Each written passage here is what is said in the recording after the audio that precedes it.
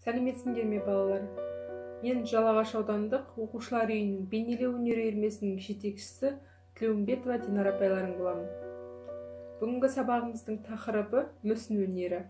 Мақсаты оқушылардың мүсін өнері туралы түсінігін кеңейту, мүсін өнерінің айрықша туындыларын көрсете отырып, оқушыларға эстетикалық тәрбие беру.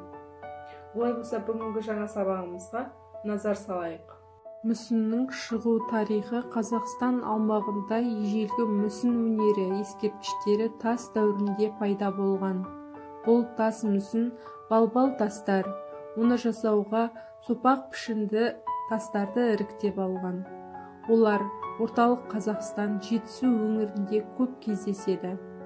Ертеректегі тас мүсіндер жалпақ әрі көлемді болып келеді. Бұдан кейінгілері жұмырлы мүсін болып келеді. Мүсіндеу өнері көркем өнердің бір түрі. Мүсіндеудің графика мен кескіндемеден айырмашылығы кескіннің барлық жағынан анық көрсетілуі.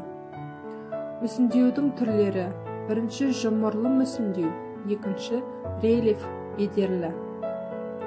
Мүсіншілер өздерінің шығармаларын жасау барысында адамдар мен жануарлардың мүсіндерін жан-жақты қарап отырып сомдайды. Мысалы, Хакімжан Наурызбаев, қазақтың тұңғыш кәсіпқой мүсіншісі, қазақ халқының көрнекті қайраткерлері Жамбыл Жабаев, Абай Құнанбаев, тағы да басқа қайраткерлердің монументалды бюсттерін шығарған. Бүгінгі сабағымызда саңырауқұлақтың мүсінін жасаймыз.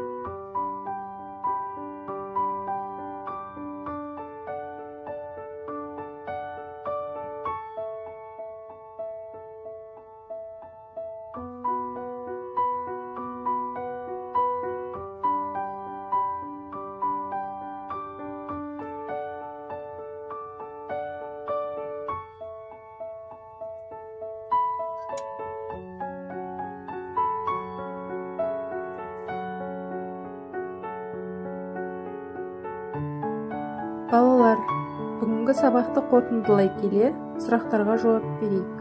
Мүсін өнері қай дәуірде пайда болды? Мүсіндеудің түрлері қандай? Қазақтың тұңғыш кәсіпқой мүсіншісі кім? Сау болыңдар балалар.